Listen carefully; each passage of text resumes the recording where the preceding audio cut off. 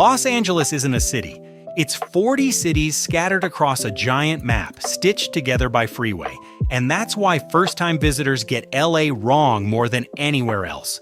They expect the Hollywood from the movies, they find a crowded sidewalk, and they leave thinking LA isn't worth it. Over the next 15 minutes, I'll tell you what things actually cost, where this city is beautiful for free, because it is, in a big way, when the rental car is worth it, and when it becomes a problem, and why the most famous street in Los Angeles is exactly where you should spend the least time. I'll get to that one in the skip list, starting with the name that brought you here, Hollywood. Let's deal with Hollywood right away because it's everyone's first stop and the biggest letdown for anyone who goes in unwarned. The Walk of Fame is an ordinary sidewalk on a noisy street with the stars set in the ground. It's worth about 20 minutes. Find your artist's star, take the photo, done. What's worth more right there is free. The forecourt of the TCL Chinese Theater, with actors' hands and feet pressed into the cement since the 1920s. That's real history, no ticket. And the best thing in Hollywood isn't on the sidewalk, it's up in the hills, the Hollywood sign. You don't need to pay for any tour to see it. The viewpoints at Griffith Park and Lake Hollywood Park hand you the perfect photo for free, and if you like a walk, the park trails climb until you're almost touching the letters. Local price thing number 1. First tip here. Go to Hollywood early in the morning when the sidewalk is still calm so you get your photos without the crowd and leave before the costume characters and the Celebrity Mansion tour sellers start working. Those two I'll explain in the skip list because there's a trick to them. And if the best of Hollywood is seeing it from above, the next stop is the best from above in the entire city. At the top of Griffith Park, one of the largest urban parks in the country, sits the most beloved building in Los Angeles, the Griffith Observatory. And here comes the good surprise. Admission is completely free. The whole museum, the telescopes, and the view from up there, all of it. Local price thing number 2. Only the planetarium show charges a ticket, about $10, and it's worth it if you're into that. But the reason to go is the view. On one side, the entire city all the way to the ocean. On the other, the Hollywood sign at the perfect height for a photo.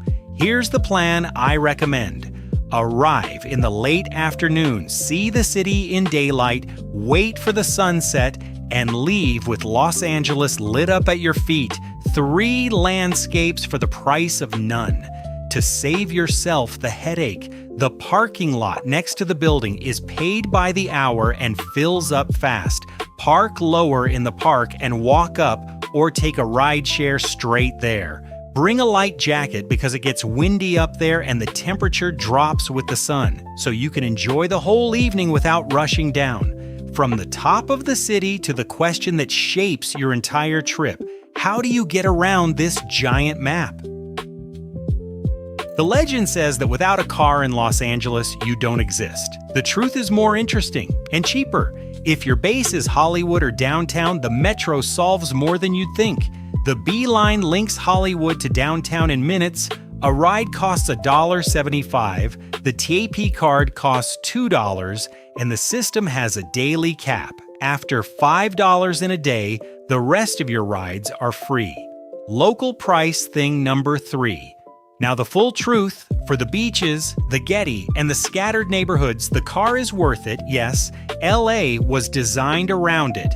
The tips to keep the car from becoming a trap. First, the traffic has a schedule. Avoid driving from 7 to 10 in the morning and 4 to 7 in the evening, and the city flows. Second, read the entire parking sign before you walk away from the car. LA.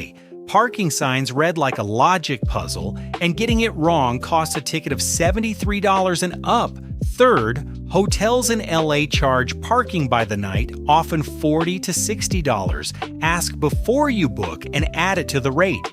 And here's a shortcut few people use. Make it a hybrid trip, metro on your Hollywood and downtown days, rental car only on beach and day trip days. You pay less and you drive less. Speaking of beaches, the most famous one in the state sits at the end of the boulevard. Santa Monica is the beach of the California imagination. The pier with the Ferris wheel, the symbolic end of Route 66, the wide promenade and sand that goes on forever. Walking onto the pier is free. The beach is free. And the sunset there is one of the best on the coast. Local price thing number 4. Here's the plan that ties it all together. Rent a bike and ride the beach path down to Venice Beach. About 40 minutes pedaling right along the ocean, flat and beautiful the whole way. Venice is the eccentric sister. The boardwalk has street performers, the bodybuilders of Muscle Beach, the skate park on the sand, and 2 blocks inland, the Venice Canals, a neighborhood of little houses on the water that feels like another country and is free too. 2 honest tips. The ocean in California is cold all year. The program is beach, sun, and bike more than swimming. And in Venice, enjoy the boardwalk by day and head out when it gets dark, because the mood changes. If you have time to spare, Manhattan Beach, just south, is the calm, local version of the same ocean. From the edge of the ocean to the center of the city, which spent years with a bad reputation and today hides the best finds in LA. Downtown LA is where the city most surprises people who arrive with low expectations. The route fits in one day and costs almost nothing. The Broad, one of the most talked about contemporary art museums in the country, is free. Reserve your time slot on the site beforehand because it fills up. Local price thing number 5. Right in front of it, Frank Gehry's Walt Disney Concert Hall hands you the architecture photo of the trip, also free. From there, 3 blocks, Grand Central Market, a food hall from 1917 where you eat well for $10 to $15, from the award-winning taco to the egg sandwich that's famous on Instagram.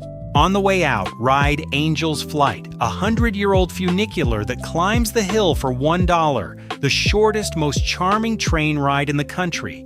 And to close, 2 interiors that look like film sets. The Bradbury Building, with its atrium of iron and light that stole the scene in Blade Runner, and the Last Bookstore, a bookshop inside an old bank with a tunnel of books upstairs. Practical tip: downtown is great by day and early evening. After that, some blocks change mood. Plan the day the way locals do. From the historic center to the most expensive day of the trip, which deserves an honest conversation about whether it's worth it. Let's have the honest conversation about Universal Studios Hollywood, because it's the most expensive item on the itinerary. A one-day ticket starts at around $109 on the site and climbs with the date. Is it worth it? Depends on your group. What Universal has that exists nowhere else in the world: the studio tour, a tram ride through real filming backlots. It's the heart of the park, and Florida has nothing like it. And Super Nintendo World, which is smaller than it looks in the videos, but genuinely stunning to stand inside. Add Harry Potter and the coasters, and it's a full packed day. So the math is simple. If you love theme parks or you're traveling with kids and teenagers, it's worth it. If your interest is just seeing real movie making, save the money, because the next block has the exact alternative. The tips to make the day count: buy in advance on the site, because at the gate it costs up to $50 more. Arrive at opening and go straight to Nintendo World, which is the first area to fill up. And inside the Harry Potter area, there's the frozen Butterbeer, a sweet caramel foam with no alcohol in it and no logical reason to exist. And I would drink one right now, this exact moment. It's the most expensive dessert I will publicly defend. Now, the alternative for anyone who wants the movies without the roller coaster. If what fascinates you is how movies get made, and not the roller coaster line, the right program costs half of Universal. The Warner Brothers Studio Tour in Burbank runs around $70 on the site. The difference is one of nature. This isn't a park, it's a working studio. You ride a cart through the sound stages and backlot streets where things are actually filmed. You see sets from shows still on the air, and you finish in a warehouse of relics with the Batman cars and original Harry Potter pieces. It's calmer, more grown-up, and fits in a morning, leaving the rest of the day for another neighborhood. To get the most out of it, reserve your time on the site in advance because the groups are small and the good slots go first. And if your English is rusty, relax. The guide speaks slowly and half the tour is visual anyway. Between Universal and Warner, here's the ruler. Thrills and scale, Universal, backstage, and history Warner. Some people do both. That's 2 days and about $180, and you know whether that's your trip or not. From the movies to the museum that looks most like a movie, a mountain of white marble with the best free view in the city. High in the Brentwood Hills, a complex of white marble looks like a futuristic city, the Getty Center. And the good news comes whole. Admission is free. The museum, the designed gardens, and a view that runs from the ocean to downtown. You only pay for parking, $25 a car, which drops to $15 after 3 in the afternoon. And the tram ride up the hill is already part of the visit. Inside, there's everything from Van Gogh to photography, but the Getty secret is that it's a full half day, even if you're not a museum person. The gardens are a show of their own, the building is an architecture lesson, and the terraces give you the most elegant view in the city. The tip to enjoy it without wearing out: arrive early afternoon, do the gardens while the sun is still high, and finish on the West Terrace near the end of the day. If the sky is clear, you'll watch the ocean turn gold. It works well with kids too. Open space, gardens to run in, and the tram as an attraction, local price check, and the counters at $5, and this one matches any $50 ticket. And before the final plan, the part that saves any itinerary, where to eat well without paying tourist prices. Los Angeles might be the best city in America for eating cheap and eating well, as long as you know where. Rule number 1. The best food in LA is at the counters, the food trucks, and the markets, not at the restaurants with a valet stand. The street taco that locals defend with their whole heart costs $2 to $4. The neighborhood taquerias and trucks are the city's true signature dish. The burger at In-N-Out, the chain all of California loves, runs about $6 for the simple combo. Order it animal style, which is the menu's open secret. Koreatown has all-you-can-eat Korean barbecue at honest prices and is one of the most fun nights out in the city. And Grand Central Market, which you met in the downtown block, solves any meal. Now the 2 bill traps. First, tourist area restaurants in LA love an 18 to 20% service fee. It has to be printed on the menu now, but it's easy to miss. Read the bill before adding a tip on top so you don't pay twice, exactly like I warned you in Miami. Second, the hotel breakfast in a city of cafes and bakeries paying $25 for a hotel buffet is a wasted meal. Now yes, the moment of truth and the payoff of the loop we opened at the start. Save 1 day for the simplest, most unforgettable program in Los Angeles, taking the Pacific Coast Highway north with the ocean on your left the entire way. Malibu isn't one place, it's a sequence of beaches, and the public ones are free, like every beach in California. El Matador, with the giant rocks on the sand, is the most beautiful for photos. Zuma, the widest, is the one for spending the day. On the way, stop at the Malibu Pier for a coffee over the water. The tip to actually enjoy it: leave early because the parking at the good beaches fills before noon, and the PCH shoulder has fussy rules. So pay the $8 to $15 for the official lot and relax. And if the morning comes up gray, the famous June gloom of early summer, don't lose heart. It burns off by midday and the afternoon opens up golden. And now, as promised at the very start, the traps Los Angeles sets for every tourist, beginning with the most famous street in the city. And finally, but not least, The skip list. First, the loop we opened, Hollywood Boulevard. The most famous street in LA is a 20-minute program, not half a day. Past the Star Sidewalk and the Chinese Theater forecourt, the rest is souvenir shops, overpriced wax museums, and noise. Go early, take the photos, and head up to Griffith. Hollywood is better seen from above. Second, the costume characters and the rappers handing you a free CD on that same sidewalk. The photo and the gift turn into a loud demand for money right after. If you don't want to pay, don't stop and don't reach out your hand.